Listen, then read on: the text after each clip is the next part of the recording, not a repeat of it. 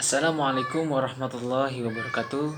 Perkenalkan, nama saya Beta Fajrul Falah dari kelas Hukum Ekonomi Syariah B1 Fakultas Syariah dan Hukum UIN Songo, Semarang.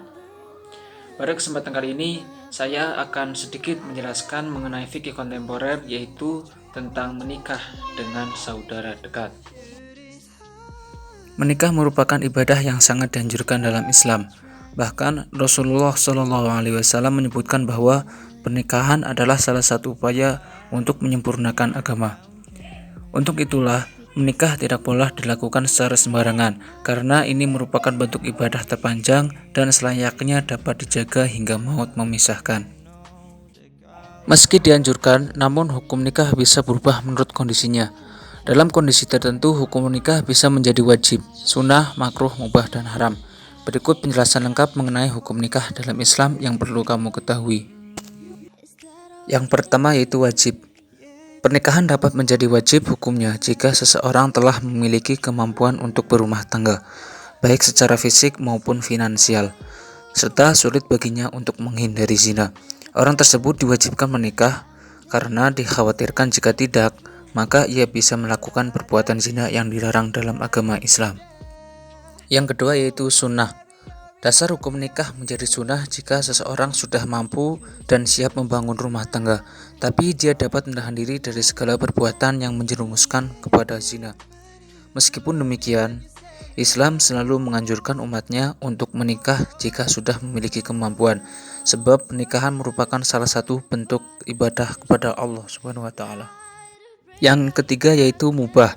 Hukum nikah juga bisa menjadi mubah atau boleh dilakukan. Dikatakan mubah jika ia menikah hanya untuk memenuhi syahwatnya saja dan bukan bertujuan untuk membina rumah tangga sesuai syariat Islam. Tapi dia juga tidak dikhawatirkan akan menelantarkan istrinya. Yang keempat yaitu hukum nikah makruh.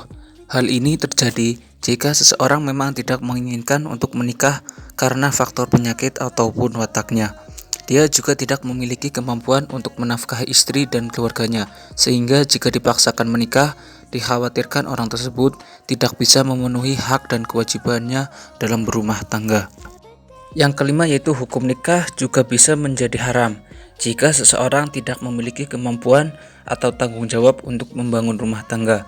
Misalnya, tidak mampu berhubungan seksual atau tak memiliki penghasilan, sehingga besar kemungkinannya dia tidak bisa menafkahi keluarganya kelak. Selain itu, hukum nikah jadi haram jika pernikahan itu dilakukan dengan maksud untuk menganiaya, menyakiti, dan menelantarkan pasangannya. Pernikahan bisa menjadi haram jika syarat syah dan kewajiban tidak terpenuhi bahkan dilanggar. Beberapa contoh pernikahan yang diharamkan dalam Islam seperti kawin kontrak, pernikahan saudara, pernikahan sejenis, atau pernikahan beda agama antara perempuan muslim dengan laki-laki non-muslim. Di sini saya akan menjelaskan tentang nikah dengan saudara dekat. Pernikahan dengan saudara terdekat tapi bukan muhrim yang sering disebut juga pernikahan nasabi. Secara syar'i, pernikahan ini hukumnya sah, namun kurang baik menurut medis dan secara sosial akan mengacaukan status keluarga, seperti menikah dengan anak bibi atau anak paman dan lain-lain. Pernikahan ini sebaiknya dihindari. Dalam kultur ketimuran, terutama di Indonesia, nikah dengan saudara dekat dianggap mempunyai beberapa kelebihan. Yang pertama yaitu masing-masing pihak sudah banyak mengetahui karakter dan perilaku pihak lain, karena mereka satu sama lain sudah saling bergaul. Yang kedua yaitu ikatan nasab akan menguat di antara dua kerabat yang bersangkutan, dan hal itu akan membantu dalam hubungan silaturahmi yang sangat ditekankan oleh Islam. Yang ketiga yaitu kerabat dekat mudah memenuhi tuntutan-tuntutan awal perkawinan dan kebutuhan-kebutuhannya, seperti upacara perkawinan itu sendiri, mahar, dan perlengkapan rumah tangga. Keempat, ikatan perkawinannya akan lebih kuat dan lebih kokoh. Pemeliharaan etika dan akhlak serta pemberian maaf lebih mudah diwujudkan. Dan yang kelima yaitu perkawinan ini sedikit sekali berakhir dengan perceraian. Sebab seandainya terjadi perselisihan dan keributan di antara keduanya, maka para sepuh keluarga dekat akan turun tangan dalam mendamaikan mereka. Kelebihan-kelebihan inilah yang menyebabkan manusia cenderung menikah dengan kerabat dekat. Akan tetapi, sebagian besar ilmuwan beranggapan bahwa tidak baik menikah dengan kerabat dekat. Bahkan tak jarang mereka melarang hal itu.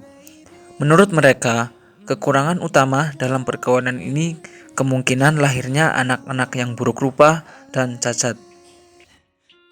Data statistik menunjukkan bahwa jumlah anak yang cacat, yang terlambat pertumbuhan mental dan fisiknya, yang tertimpa penyakit yang berhubungan dengan darah, kebutaan yang disertai kebodohan, sebagian bentuk kegilaan yang dialami para pemuda, ketulian, dan kebisuan lebih banyak berasal dari perkawinan dengan kerabat dekat dibanding dari perkawinan dengan keluarga jauh. Dan seandainya Anda meneliti keadaan anak-anak ini, niscaya Anda pun sampai pada kesimpulan yang sama. Para ilmuwan itu tidak menganggap bahwa anak cacat hanya berasal dari perkawinan dengan sanak dekat, tetapi terdapat juga anak cacat yang tidak berasal dari perkawinan dengan sanak dekat. Hanya saja, anak-anak cacat banyak ditemukan pada perkawinan dengan sanak dekat. Begitu juga, mereka tidak menyatakan bahwa perkawinan ini pasti melahirkan anak cacat.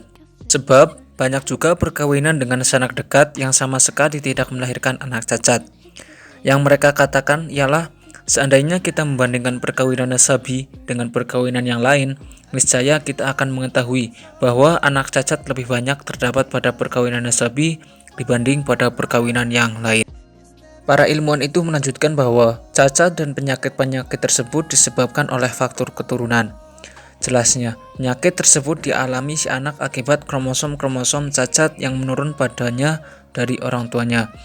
Kromosom-kromosom ini ada kalanya menurun dari ayah saja, ada kalanya dari ibu saja, dan ada kalanya dari keduanya.